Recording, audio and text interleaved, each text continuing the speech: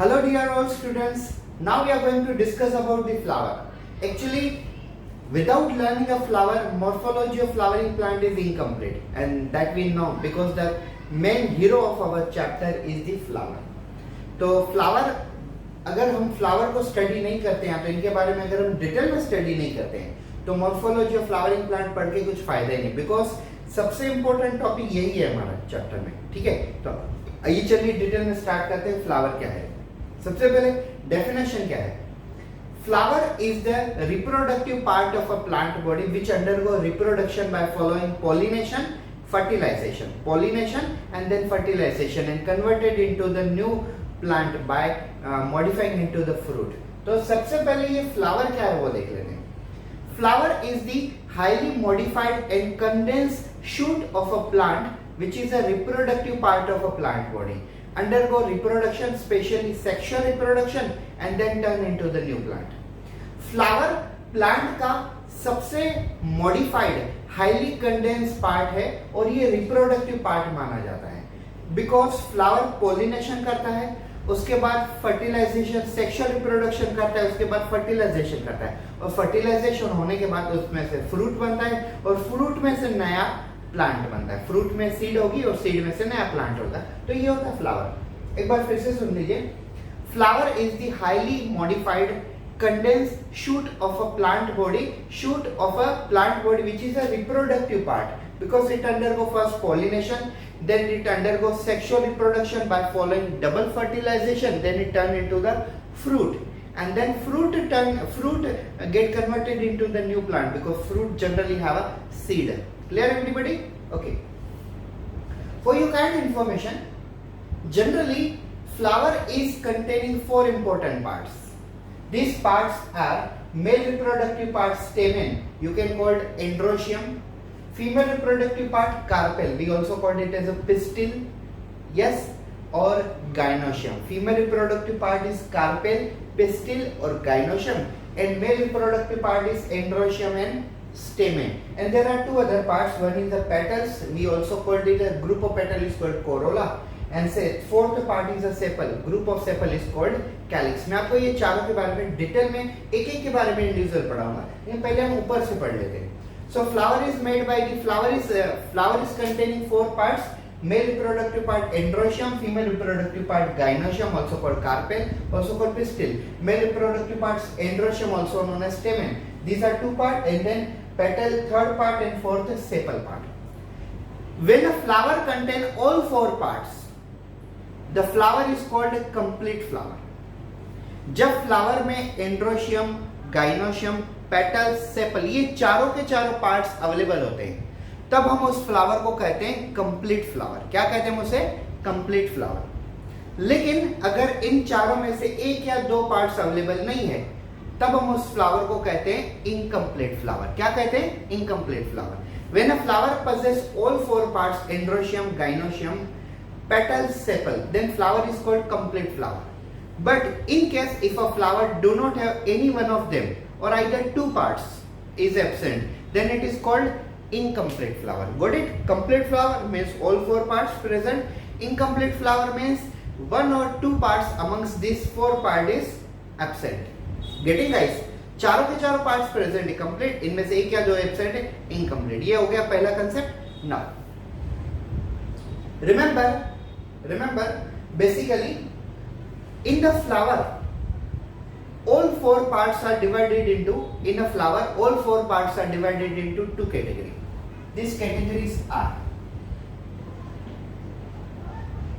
accessory parts, or we also call it as accessory walls. Walls means parts, yes, and these are, one is sepal, or you can say sepals, and then you can call petal, and essential parts,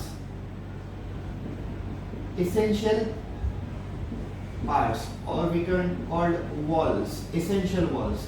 These are androecium and gynoecium. Now remember, flower के जो 4 parts हैं उनमें से दो parts sepal और petal को हमने accessory parts कहा है। Accessory part means supportive parts help in pollination and essential parts for pollination are androecium means male and gynoecium means female sex organ. Clear है?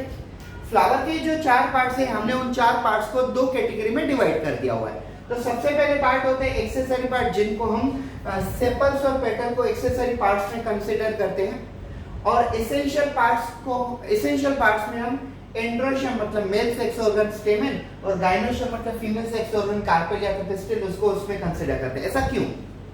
पोलिनेशन करने में एक्सेसरी पार्ट्स से support करते हैं, जस्ट लाइक पेटल्स सुगंधित होते हैं, smell produce करते हैं और उनके अंदर नेक्टर जूस भी होता है। कुछ अमाउंट में नेक्टर जूस की जगह पर सेंट होता है जो स्मेल से बर्ड्स को, बैट्स को, स्पेशली इंसेक्ट को, हनी बी को अपने तरफ अट्रैक्ट करता है एज अ पोलिनेटिंग एजेंट। तो पेटल्स और सेपल्स से इंसेक्ट को, बर्ड्स को और बैट्स को अपनी तरफ अट्रैक्ट करते हैं by their colour, by their fragrance.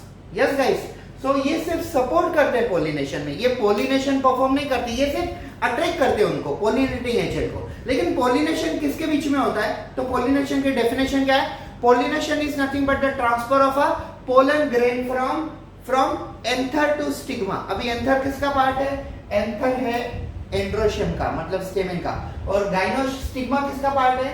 Stigma gynoecium का पार्ट है मतलब कार्पेल का। तो मतलब एंड्रोशियम में से एंथर का ट्रांसफर होना कहां पे? गाइनोशियम के स्टिग्मा में, इसे हम कहते हैं पोलिनेशन। तो पोलिनेशन मेनली किन दो ऑर्गन के बीच में होती है? एंड्रोशियम और गाइनोशियम के बीच में होती है। तो ये दोनों कंपलसरी रोल प्ले करते हैं किस चीज में? पोलिनेशन में। तो तभी हमने इनको क्या कहा है? Essential parts. क्या कहा है? Essential part. लेकिन सेपल्स और पेटल ये सपोर्टिव पार्ट्स है, अब तभी हम इनको कहते हैं एक्सेसरी पार्ट। क्लियर है? हो गया? माइंड में सेट हो गया आपके माइंड में? ओके, एक बार फिर से इंग्लिश में सुन लीजिए। All the four parts of flower like androecium, gynoecium, sepals and petal, we have classified them into the two category like accessory parts or accessory wall such as the sepals and petal. Sepals and petals are playing important role in attracting honeybee, other insect, birds and you can say bats for the purpose of pollination. They are just only attracting them. Yes, why they are attracting? Because sepals and petals are colorful and as well as they are producing some scent, some fragrance, and because of fragrance and because of a color this insect, birds and bats are attracting, but they are sepals and petals are not playing important role in pollination. They are just only attracting. But who is compulsory for pollination? Androecium and gynoecium. Therefore we have classified them as an essential part. अभी मैंने आपको ये detail में क्यों समझाया? क्योंकि इसके आगे की जो कंसेप्ट है वो इसी टॉपिक के ऊपर डिपेंड है। ठीक है, अब ये देखिए, अगर किसी फ्लावर में एंड्रोशियम और गाइनोशियम दोनों सेक्स ऑर्गन अवेलेबल होते हैं तब हम उस फ्लावर को क्या कहते हैं? परफेक्ट फ्लावर, या तो बायसेक्सुअल फ्लावर या तो हर्मेफ्रोडाइट। ये देखिए,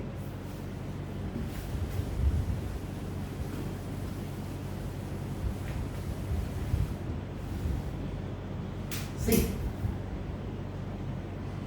when flower possess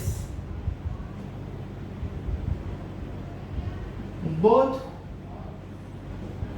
sex organ,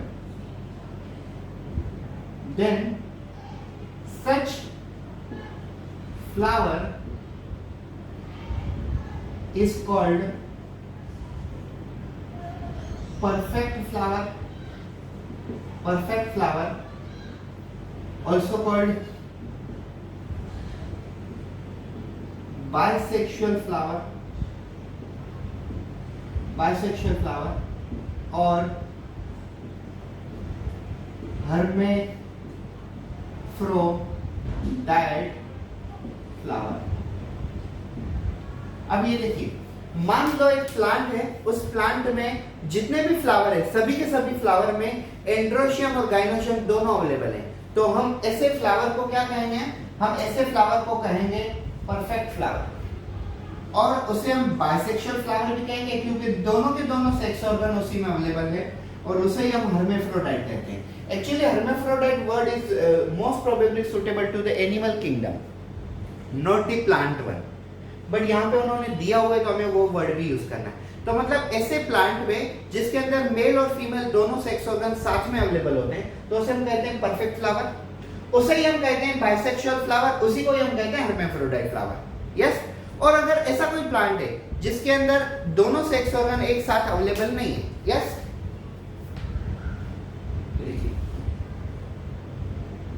when flower possess only one sex organ, then it is called imperfect flower,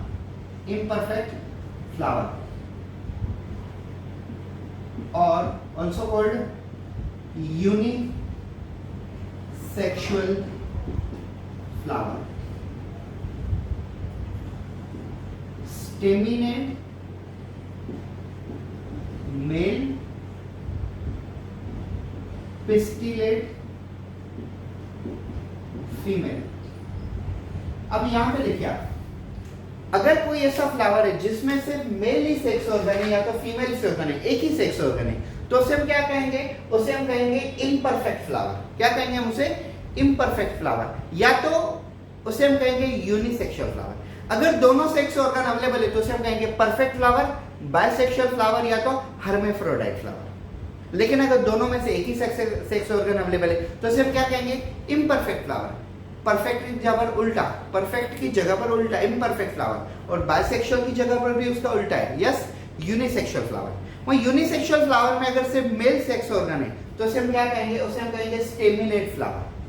और अगर फीमेल सेक्स ऑर्गन है तो उसे हम कहेंगे पिस्टिलेट फ्लावर, क्योंकि कार्पेल को हम पिस्टिल भी कहते हैं। क्लियर हो गया? और अगर ऐसा प्लांट है, ऐसा फ्लावर है जिसमें दोनों के दोनों सेक्स ऑर्गन नहीं है तो उसे हम कहेंगे न्यूटर फ्लावर। उसी के हम क्या कहेंगे? Neuter flower. मेरे पास इतना जगह नहीं लिखने के लिए, अदरवाइज में लिख के आपको और बता दे रहा। ये देखिए, ऐसा फ्लावर जिसके अंदर दोनों के दोनों एंड्रोशियम गाइनोशियम दोनों अवेलेबल नहीं है तो उसे हम कहेंगे न्यूटर फ्लावर। क्या कहेंगे? Neuter flower, neuter flower. Example papaya, example papaya. अब एक ऐसा प्लांट जिसमें बाइसेक्सुअल फ्लावर भी है, मतलब इतना बड़ा घना प्लांट है, काफी बड़ा प्लांट है, उसके अंदर बाइसेक्सुअल फ्लावर भी है, यूनिसेक्सुअल स्टेमिनेट और पिस्टिलेट भी अवेलेबल है, और न्यूटर फ्लावर भी अवेलेबल है, तो उसे हम कहेंगे पॉलीगेमस फ्लावर। पॉलीगेमस फ्लावर या तो पॉलीगेमस प्लांट, पॉलीगेमस फ्लावर या तो पॉलीगेमस प्लांट, जिसके अंदर तीनों फ्लावर अवेलेबल। एक बार फिर से इंग्लिश में सुन लीजिए। When a flower contains both the sex organ androecium and gynoecium, such flowers are called perfect flower, also known as a bisexual flower, also known as a hermaphrodite flower. And when a flower contains only one sex organ, either male or either female, then it is called unisexual flower or imperfect flower. Perfect opposite imperfect, bisexual opposite unisexual. If that unisexual flower contains male sex organ, then it is called staminate flower. If it contains female sex organ, then it is called pistillate flower. And if it contains no sex organ, neither male androecium, neither female gynoecium, then it is called, yes, neuter flower. Example papaya. If a plant contain bisexual flowers,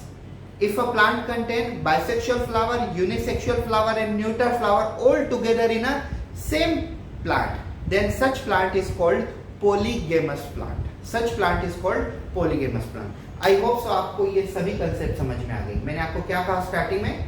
When a plant contain all four parts, it is called complete flower, and when a plant do not have at least one or two organ, then it is called incomplete flower. When plant contain both sex organ, perfect flower, bisexual flower, hermaphrodite. And when plant contain only one sex organ, unisexual flower, imperfect flower. When plant do not contain both sex organ, it is called neuter flower. And when plant contain all three type of flower, bisexual, unisexual and hermaphrodite and you can say neuter flower. Such plant is called polygamous flower. अब दो और concept सुन लीजिए, ये concept समझना थोड़ा difficult होता है. When a plant contain both the sex organ, such plant is called monoecious plant. Monoecious plant. And when plant contain only one sex organ, it is called dioecious plant. It is called dioecious. अब आप सोचोगे दोनों sex organ है तो monoecious क्यों? Monoecious का मतलब होता है सिंगल, तो सिंगल प्लांट के अंदर दोनों सेक्स ऑर्गन, मोनोशियस हुआ ना. अब डायोशियस मतलब एक प्लांट के अंदर एक मेल सेक्स ऑर्गन है और एक दूसरे प्लांट के अंदर दूसरा फीमेल सेक्स ऑर्गन है, तो दो अलग अलग सेक्स ऑर्गन अलग अलग प्लांट में, इसके लिए दो मतलब डायोशियस. ये हो गया हमारा पूरा पूरा फ्लावर. यस, ये वो हमारा पूरा पूरा फ्लावर. अब हम फ्लावर के आगे बढ़ते हैं, एक एक ऑर्गन हम स्टार्ट करेंगे.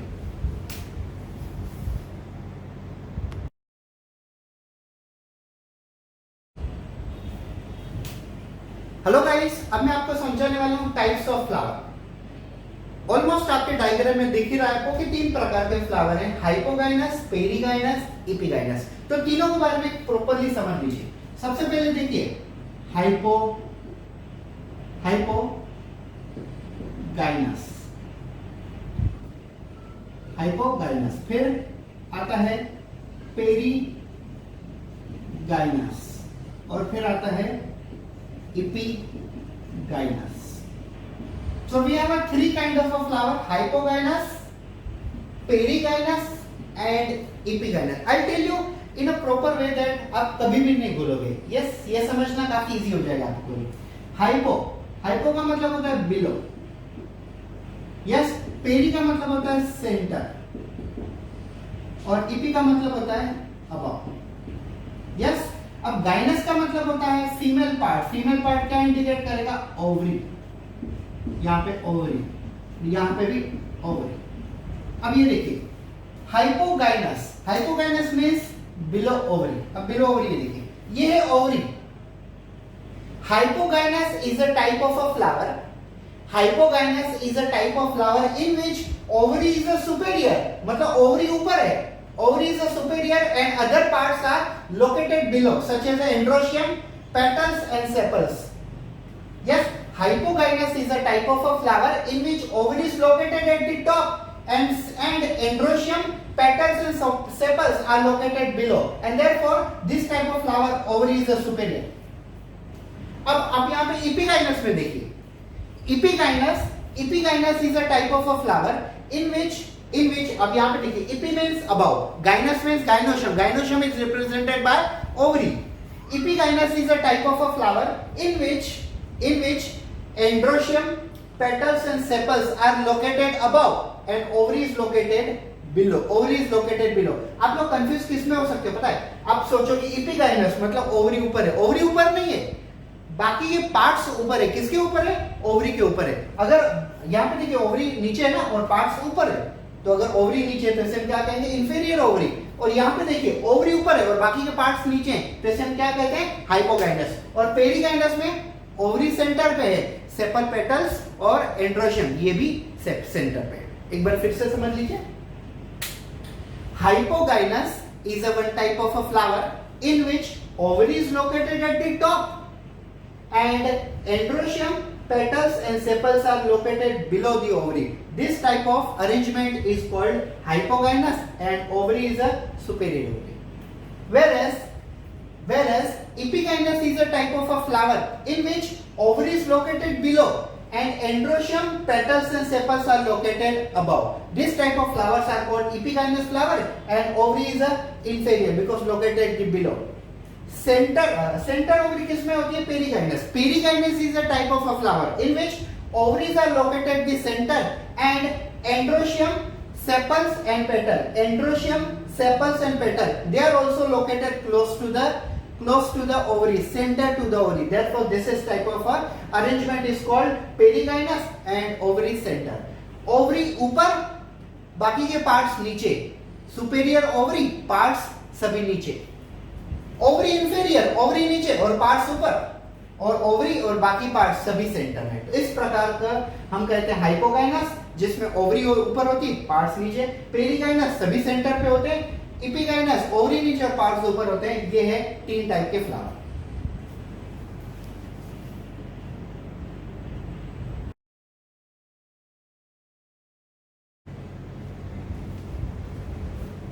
So guys, now I am going to explain you sepals. Sepals क्या होते हैं, ये देखिए।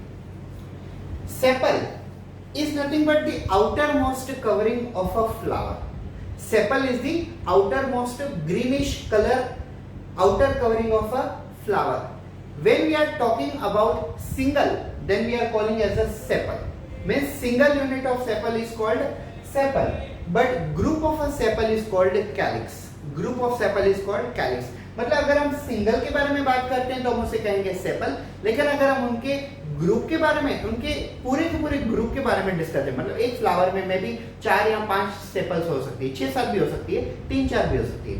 तो अगर हम एक के बारे में डिस्कस करते हैं तो उसे हम कहेंगे सेपल, लेकिन इसके अगर हम पूरे ग्रुप के बारे में डिस्कस करते हैं तो हम उसे कहेंगे कैलिक्स। क्लियर हो गया? अब ये देखिए सेपल्स का मेन फंक्शंस क्या होता है। Most probably sepals have 3 functions. Yes, most probably sepals have 3 functions. First, protect flower during bud condition and its parts. ये देखिए, अगर आपने कोई फ्लावर को बर्ड कंडीशन में कली के फॉर्म में देखा होगा तो उसके ऊपर से जैसे चाइना रोज पूरा का पूरा ग्रीन होता है, और जब वो ओपन होता है तो उसके अंदर क्या दिखते हैं? सबसे पहले रेड कलर पेटल्स, फिर उसके अंदर male sex organ androecium, female sex organ gynoecium.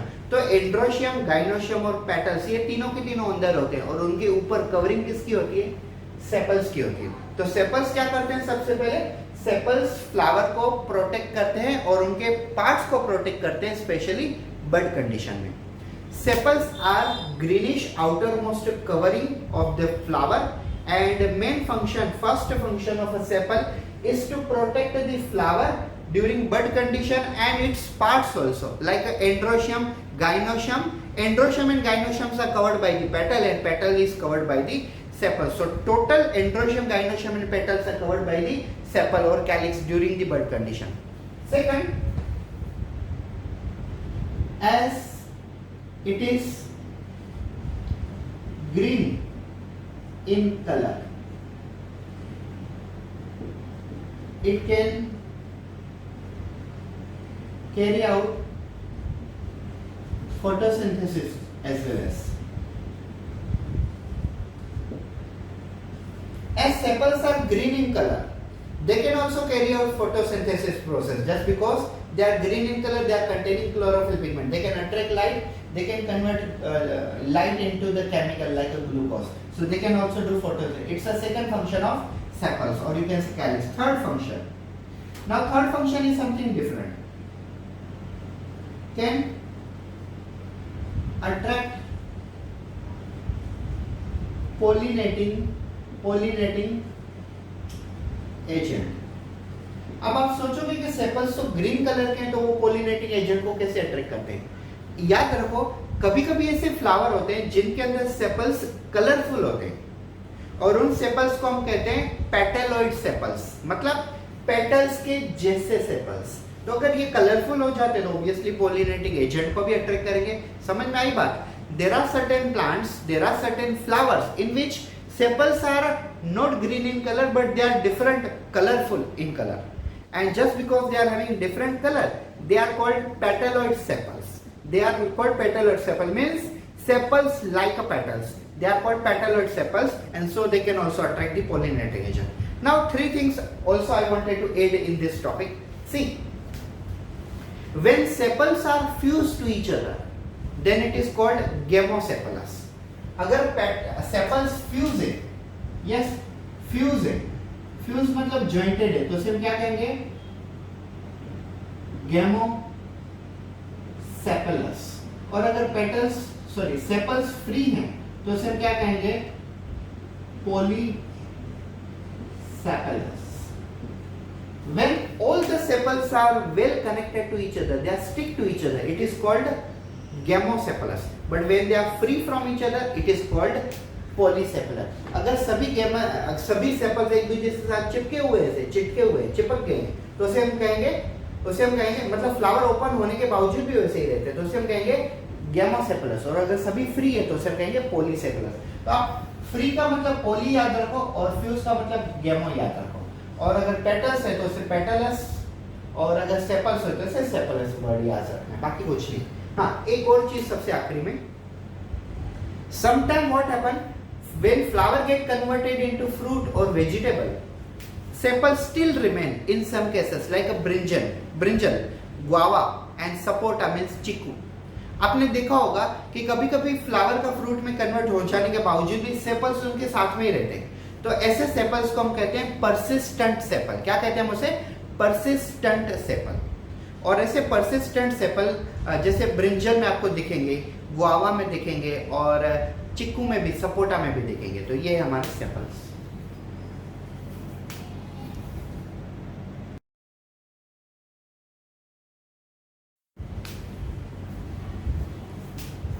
So students, now we are going to discuss about petal, also called as a corolla. So petal और corolla क्या डिफरेंस है हम देखते हैं। Yes, petal सबसे क्या है, सबसे इंपॉर्टेंट क्या है? अगर आपको पूरे प्लांट में सबसे ज्यादा अट्रैक्ट करने वाला कोई पार्ट होगा तो वो क्या होगा? वो होगा फ्लावर। लेकिन अगर मैं ये पूछूं कि फ्लावर में सबसे ज्यादा आपको अट्रैक्ट कौन करता है, तो वो करते हैं ऑब्वियसली पेटल्स, मतलब पंखड़ियां जैसे हम कहते हैं फ्लावर की। तो फ्लावर की जो पंखड़ियां होती है मतलब पेटल्स होते हैं, वो सबसे ज्यादा हमें अट्रैक्ट करती है, जस्ट बिकॉज उनके अंदर दो चीजें होती है, एक तो सबसे बेहतर कलर और दूसरा स्मेल मतलब फ्रेग्रेंस। ठीक है, तो देखते हैं पेटल्स क्या होते हैं। Petals are colourful part of a flower which are brighter in color and fragranceable because they have a aroma, they have a fragrance. Because of brighter color they can attract numbers of a pollinating agent like a butterfly, like a moths, like a honeybee, like a birds, like a bats. Yes, they can attract number of this pollinating agent. Second thing about, you can say petal, they are also having a fragrance, so fragrance can also attract the number of pollinating agent. क्या होता है petals flower के सबसे मतलब सुगंधित और colourful part होते हैं जो butterfly, honey bee, moths, birds और बैट्स इन सभी को अट्रैक्ट करते हैं एज अ पोलिनेटिंग एजेंट। अगर हम सिंगल पेटल्स की बात करें मतलब सिंगल पंखड़ी की बात करेंगे तो हम उसे कहेंगे पेटल, लेकिन अगर हम उसकी पूरी ग्रुप की बात करें तो हम उसे कहेंगे coral. When we are talking about the single unit, then we are calling as a petal, but when we are talking about complete group, we are calling as a what? Corolla. Single group sepal, but complete group, I mean to say when single unit it is called petal and complete group it is called corolla. What is the main function of petal? What are the main functions of petals? Main function: attract pollinating agents through bright color and fragrance. Petals में bright colour और fragrance होने के कारण इसका main function बन जाता है attract करना पोलिनेटिंग एजेंट का। अब इसका दूसरा भी फंक्शन है कि कैसे protect androecium and gynoecium during bird condition.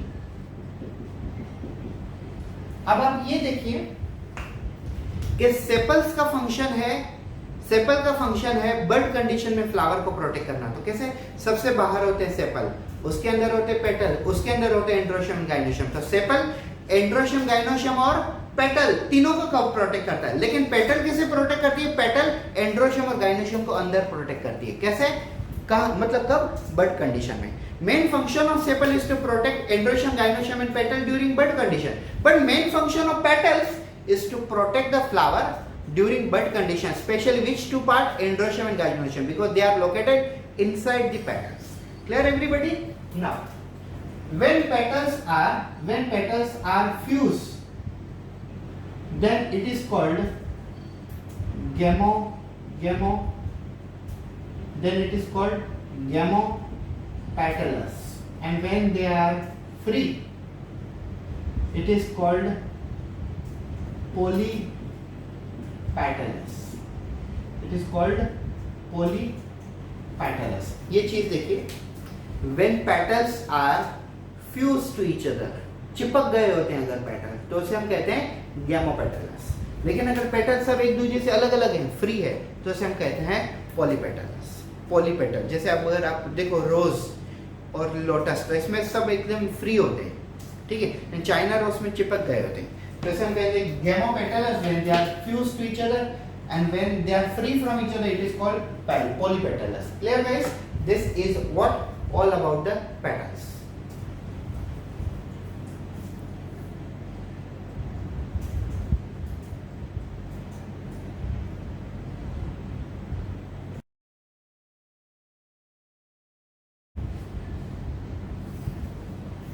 So guys, अब मैं आपको एक नई चीज पढ़ाने जा रहा हूं जो कि हमारे सीबीएसई में अवेलेबल नहीं होती. वो होती है टेपल्स. टेपल्स का मतलब क्या होता है?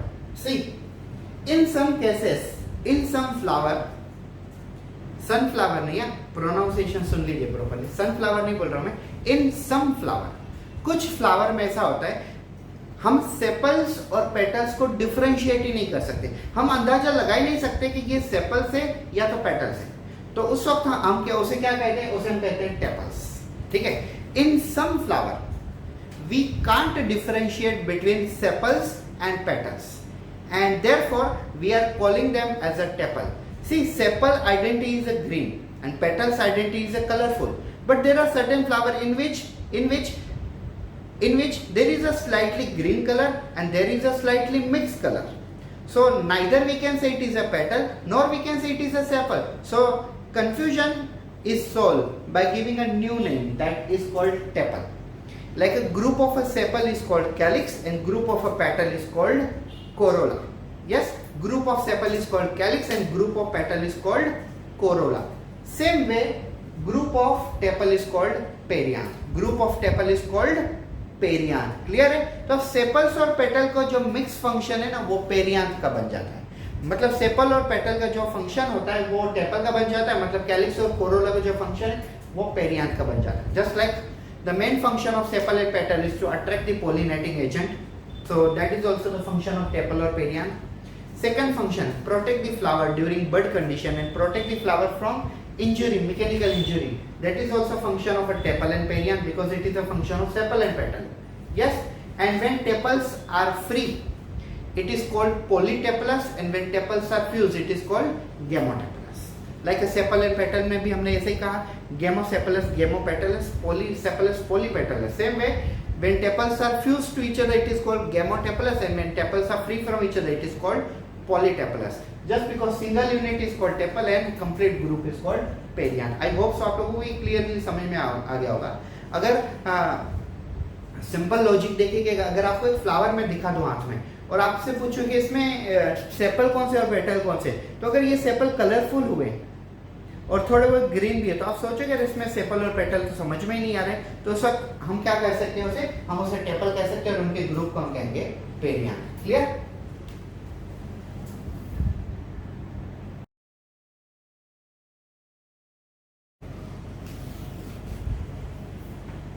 Hello dear all students, now I am going to explain you aestivation. क्या होता है एस्टिवेशन? देखिए, फ्लावर के अंदर सेपल्स और पेटल्स की जो अरेंजमेंट होती है, उस अरेंजमेंट को हम कहते हैं एस्टिवेशन. जैसे लीफ के अंदर मिड रिब, वेन्स और वेनलेट्स की अरेंजमेंट होती है, उसे हम कहते हैं वेनेशन. सेम वे सेपल और पेटल फ्लावर में किस प्रकार से अरेंज किए गए उसे हम कहते हैं yes aestivation. So what is aestivation? Estivation can be defined as it is nothing but the mode of arrangement of a sepals and petals inside the flower, this is called estivation. फिर से एक बार सुन लीजिए, arrangement of a sepals and petals inside the flower, this is called estivation. Flower के अंदर sepals और petals किस प्रकार से अरेंज किए गए हैं, उस कंसेप्ट को नाम दिया हुआ है एस्टिवेशन. उस कंसेप्ट को नाम दिया हुआ है एस्टिवेशन. आइए चलिए देखते हैं कितने प्रकार के एस्टिवेशन है. बेसिकली 4 प्रकार के एस्टिवेशन होते हैं. वो होते हैं velvet aestivation, twisted aestivation, imbricate aestivation और वैक्सिलरी एस्टिवेशन. ये 4 प्रकार के एस्टिवेशन मैं आपको एक्सप्लेन करूंगा वन बाय वन. चलिए फर्स्ट वन, वेलवेट एस्टिवेशन क्या होता है. Velvet aestivation is a type of aestivation in which all the petals are arranged in such a way that their one margin is connected to another petal and their another margin is connected to the next petal, neither in nor out. They are just well connected to each other. Yes, velvet एक ऐसा प्रकार का aestivation है जिसमें flower की एक petals की एक मार्जिन दूसरे पेटल्स के मार्जिन से कनेक्टेड है और ये साइड वाली मार्जिन इस वाली पेटल से कनेक्टेड है, लेकिन कोई भी मार्जिन उनकी दूसरे पेटल से ना तो अंदर है ना तो बाहर है, लेकिन सिर्फ ये एक दूसरे से वेल कनेक्टेड है. इस प्रकार के एस्टिवेशन को हम कहते हैं वेलवेट एस्टिवेशन. ये किसमें पाई जाती है, कैलाट्रोपिस एंड धतूरा, इनके अंदर पाई जाती है. Twisted is a type of estivation.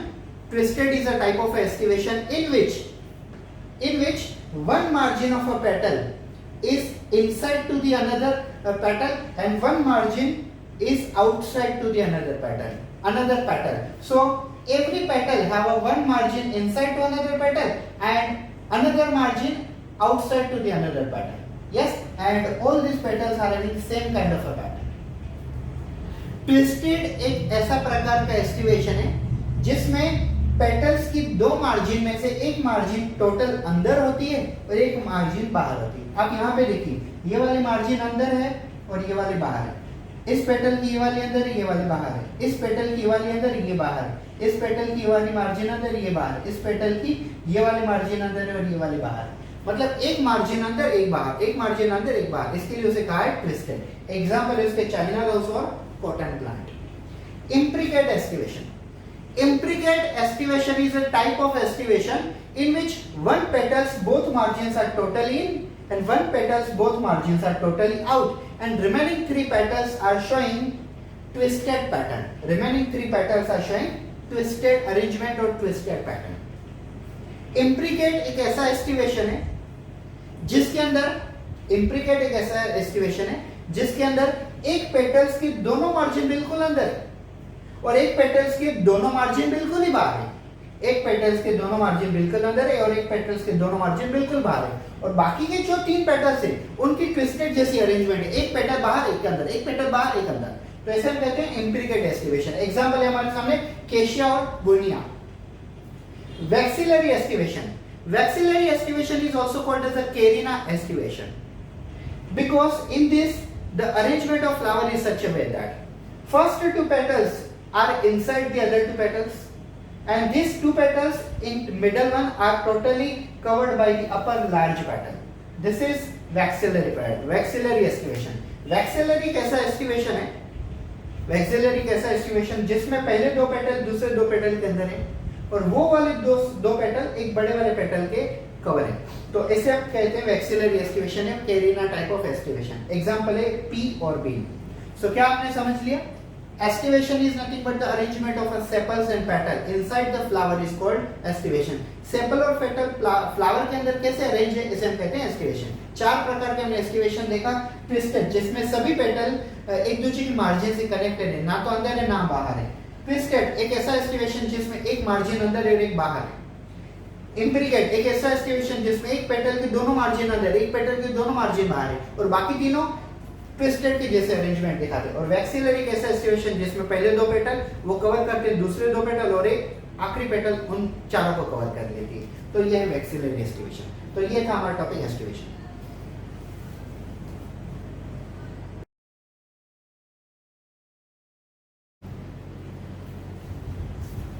Hello dear all students, so now we are going to discuss about the male sex organ in the flowering plant called androecium, also called as a stamen. Androecium also known as a stamen. तो आइए चलिए detail में discuss करते हैं stamen के बारे में.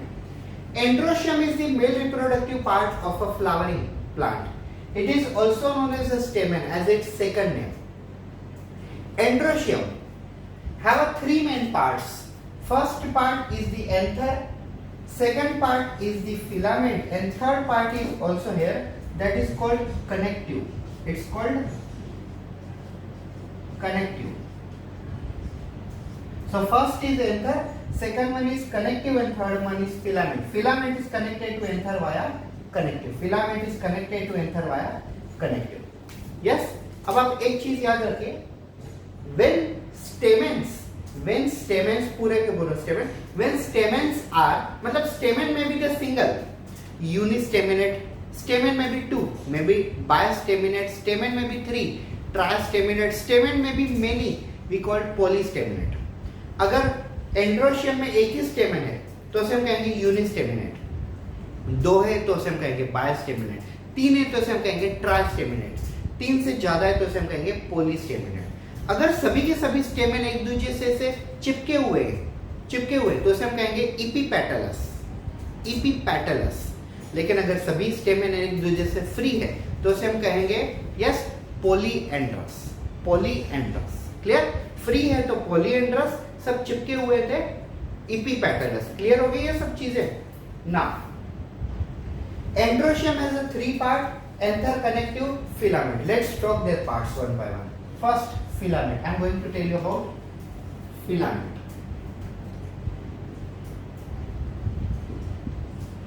Yes, filament. When filaments are jointed to each other, it is called adelphi. It may be mono, may be bi, may be tri, or you can say poly. अगर सिर्फ एक ही filament होता है तो उसे हम कहेंगे मोनोएडल्फस, लेकिन अगर दो फिलामेंट होते हैं तो उसे हम कहेंगे बायएडल्फस और डायएडल्फस. Bi or di both are indicating two, and when there are more than two filaments, it is called polyadelphous. Monoadelphous, biadelphous, or you can say diadelphous and polyadelphous. Main function of filament is to raise the anther front of stigma so that pollen grain will deposit into the perfect place. ये देखिए ये filament है और filament के ऊपर क्या है? Connective, और उसके ऊपर anther.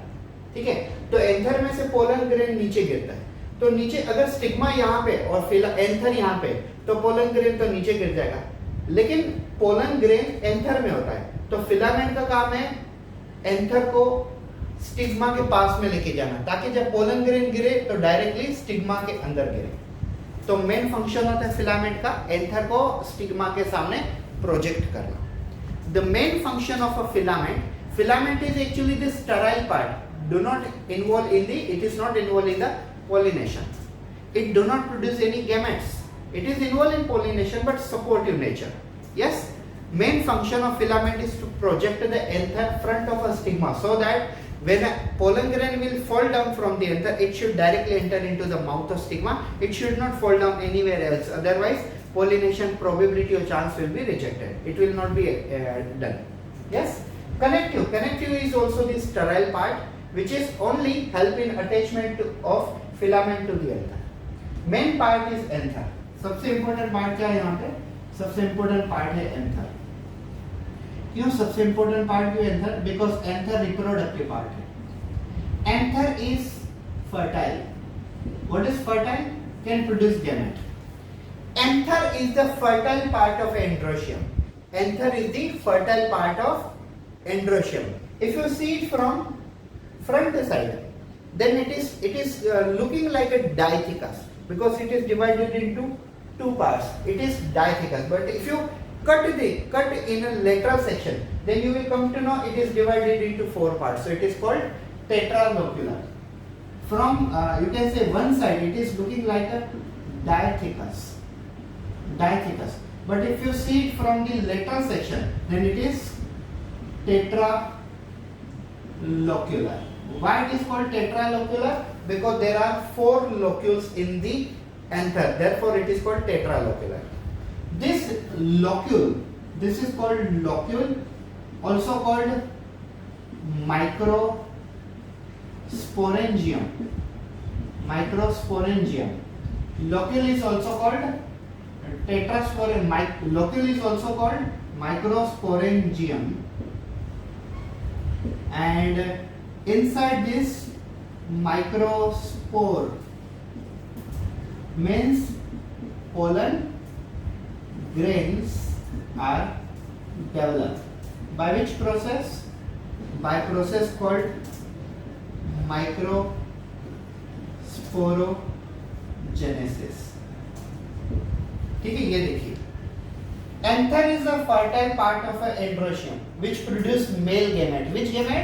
Male gamete called as a pollen grain, also known as a microspore. By which process? Microsporogenesis. Now if you see it from either side, it is diathecous because it is divided into two parts. But if you cut it in a lateral section, then it is four parts, so called tetralocular. Yes, this tetralocule, one is called locule, also known as a microsporangium, because it is a site where microspore means pollen grains are developed. By which process? Microsporogenesis. Anther ये fertile part है androecium का, जो sexual gamete मतलब pollen grain produce करता है.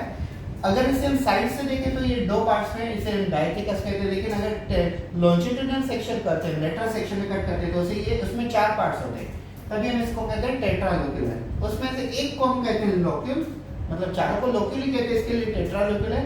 लेकिन उससे single को हम कहते हैं लोक्यूल, उसे माइक्रोस्पोरेंजियम कहते हैं. वहां पे क्या प्रोड्यूस होते हैं? माइक्रोस्पोर प्रोड्यूस करते हैं, जिनको हम पोलन ग्रेन भी कहते हैं. कौन सी टेक्निक से प्रोड्यूस होते हैं? तो माइक्रोस्पोरोजेनेसिस से. इसके आगे जो है वो हम आपको 12th स्टैंडर्ड के एनसीईआरटी में पढ़ाएंगे, जब चैप्टर नंबर 2 होगा 12th स्टैंडर्ड का, या sexual reproduction in flowering plant. यहाँ तक बस इतना ही था हमारे 11th standard morphology of flowering plant.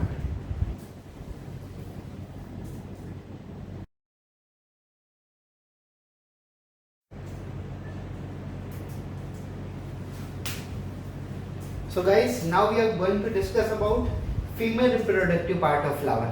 It is called gynoecium, also known as a pistil, also known as a carpel. Like a male have only two names, androecium, stamen, but female have three names: gynoecium, pistil, or carpel. Remember, when there is single carpel, it is called unilocular. It is called unilocular. But when there are many carpel, it is simply called polycarpel. It may be bilocular,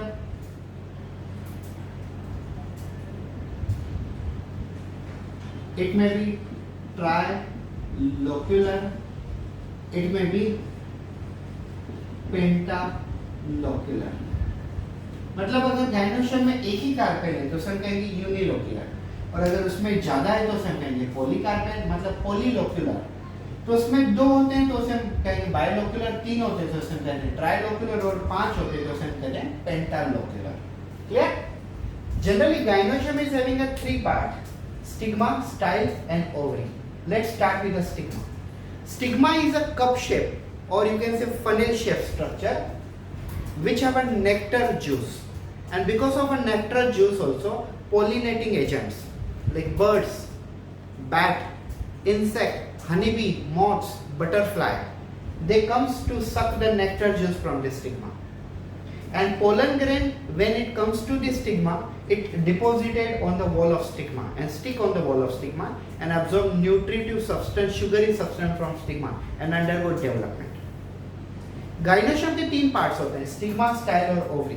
stigma funnel जैसा structure है, और उसके अंदर nectar juice, एक nutritive substance भी होता है जो pollinating agent just like honey bee, butterfly, moths, काफी सारे इंसेक्ट, बर्ड्स और बैट्स आते हैं ये सक करने के लिए, इसे खाने के लिए, बिकॉज ये न्यूट्रिटिव होता है.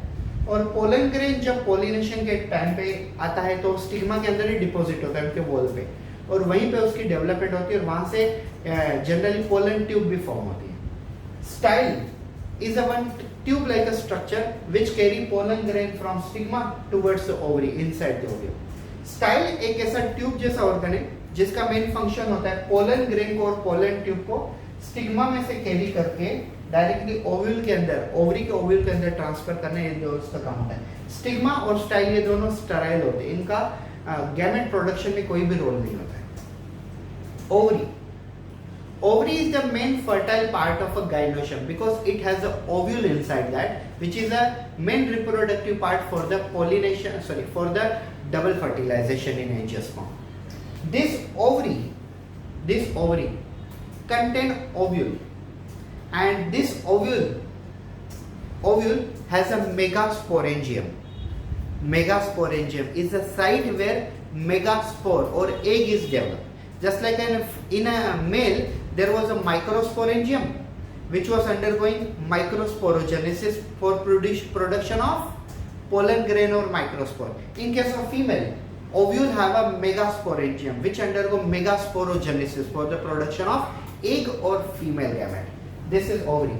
ओवरी फर्टाइल पार्ट होता है और इसके अंदर मेगास्पोरेंजियम होते हैं। जैसे मेल के अंदर माइक्रोस्पोरेंजियम थे, वो माइक्रोस्पोरोजेनेसिस प्रोसेस करके मेल गैमेट को प्रोड्यूस कर रहे थे। अब यहाँ पे मेगास्पोरेंजियम होते हैं और ये मेगास्पोरोजेनेसिस प्रोसेस करके मेगास्पोर मतलब एग को प्रोड्यूस करते हैं। तो मेल के गैमेट माइक्रोस्पोर, फीमेल के गैमेट मेगास्पोर। मेल का ऑर्गन माइक्रोस्पोरेंजियम, फीमेल का ऑर्गन मेगास्पोरेंजियम। मेल की प्रोसेस माइक्रोस्पोरोजेनेसिस, फीमेल की प्रोसेस मेगास्पोरोजेनेसिस। तो ये होता है gynoecium.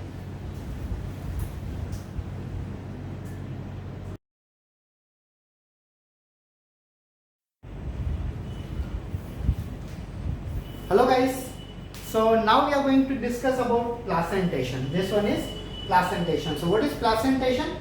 Placentation can be defined as, it is nothing but the mode of arrangement of a ovule inside the placenta within the ovary. Inside the placenta within the ovary. This is called placentation.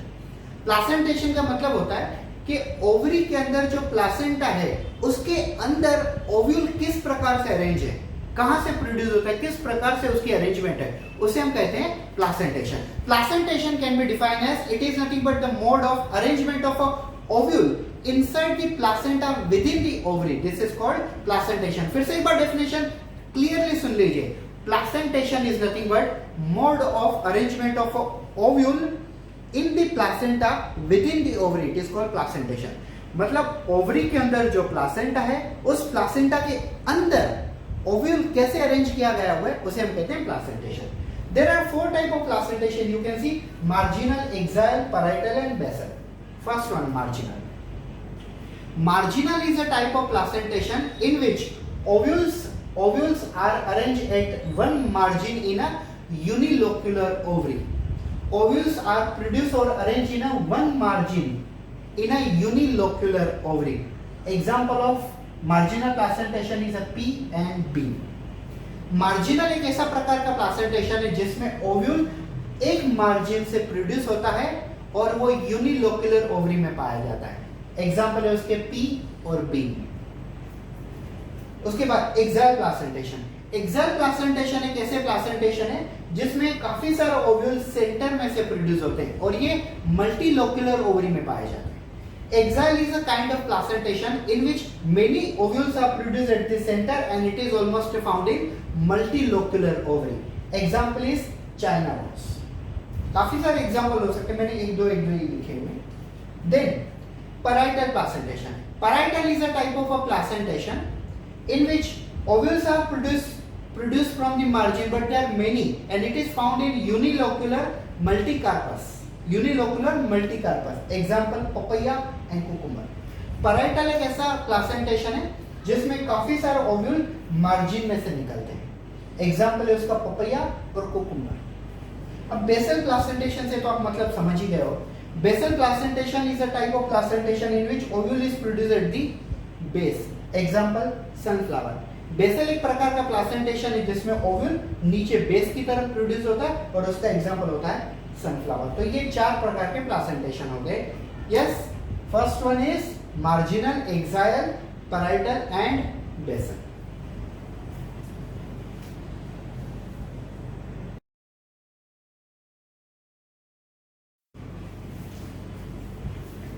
So dear student, right now we are going to discuss about symmetry of flower. Yes, so our topic is symmetry of flower. तो सबसे पहले symmetry का मतलब क्या होता है? अगर आप कोई फ्लावर को वर्टिकल सेक्शन में या तो हॉरिजॉन्टल सेक्शन में कोई भी प्लेन में कट करते हो और अगर उनके इक्वल पार्ट्स होते हैं तो हम उस कंसेप्ट को हम कहते हैं सिमेट्री। यस, जैसे ह्यूमन बीइंग में भी होता है, अगर हम ऐसे वर्टिकल सेक्शन में अगर कट करते हैं तो इक्वल बॉडी पार्ट्स होते हैं, तो इसे हम कहते हैं सिमेट्री। ठीक है, सिमेट्री समझना क्यों जरूरी है? ताकि हमें इक्वलिटी पता चले कि हमारी बॉडी के पार्ट्स इक्वल हैं, हमारी बॉडी के पार्ट्स प्रॉपर दोनों साइड बैलेंस में है या नहीं, तो इसे हम कहते हैं सिमेट्री। तो आइए चलिए स्टडी करते हैं symmetry in flower. So there are 3 type of symmetry. First one is actinomorphic symmetry which is also called regular symmetry. Second one is the zygomorphic symmetry which is also called bilateral symmetry. Third one is asymmetry which is irregular symmetry. मतलब 3 प्रकार के flower हैं। एक flower होते हैं regular flower जो actinomorphic symmetry दिखाते हैं, दूसरे फ्लावर होते हैं बायलेटरल फ्लावर जो कि जाइगोमॉर्फिक सिमेट्री दिखाते हैं, और तीसरे इरेगुलर फ्लावर होते हैं जो कि कोई भी सिमेट्री नहीं दिखाते। ठीक है, चलिए स्टार्ट करते हैं। First, actinomorphic are the type of a flower which shows regular symmetry, also known as the radial symmetry. Regular symmetry or radial symmetry. What does it mean? If you cut this flower in a vertical section, or if you cut this flower in horizontal section, or if you cut this flower in a vertical horizontal or horizontal vertical from any plane, this flower is going to be divided into equal body parts. And that is why this is called actinomorphic flower, and this type of regular symmetry is called regular symmetry or also known as a radial symmetry. Actinomorphic flower वो वाले flower होते हैं जो regular symmetry है तो radial symmetry दिखाते हैं। मतलब क्या होता है, ये वो वाले फ्लावर होते हैं जिनको अगर आप वर्टिकल सेक्शन में कट करो तो भी इनके इक्वल पार्ट्स होते हैं, अगर आप इनको हॉरिजॉन्टल सेक्शन में कट करो तो भी इक्वल पार्ट में कट होते हैं, मतलब इक्वल पार्ट्स होते हैं। अगर आप ऊपर से नीचे से या तो नीचे से ऊपर कौन सी भी साइड से आप कटिंग करते हो, इनके इक्वल पार्ट्स होते ही हैं। तो ऐसे फ्लावर को हम कहते हैं एक्टिनोमॉर्फिक फ्लावर, और ऐसे सिमेट्री को हम कहते हैं रेगुलर सिमेट्री या तो रेडियल सिमेट्री। दूसरा, zygomorphic flower. Zygomorphic flower are showing bilateral symmetry. It means if you cut this flower in only vertical section, I am talking only about vertical section. If you cut this flower only in vertical section, then they are going to divide into 2 equal parts. Yes, this type of symmetry is called bilateral symmetry. This kind of a flower are called as a zygomorphic flower. This kind of flowers are called zygomorphic flower.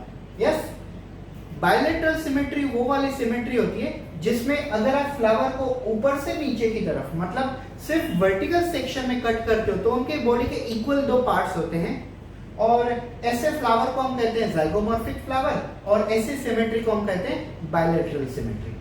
तीसरे flower होते हैं asymmetrical flower, और वो irregular symmetry दिखाते हैं। मतलब ऐसे flower जिनको आप वर्टिकल सेक्शन में कट करो या तो हॉरिजॉन्टल सेक्शन में कट करो या तो कोई भी डायरेक्शन में कट करो, इनके 2 इक्वल पार्ट्स होंगे ही नहीं। और अगर इनके 2 इक्वल पार्ट्स नहीं होंगे, तो ऐसे हम कहेंगे असिमेट्रिकल फ्लावर, और इनकी सिमेट्री को हम कहते हैं इरेगुलर सिमेट्री।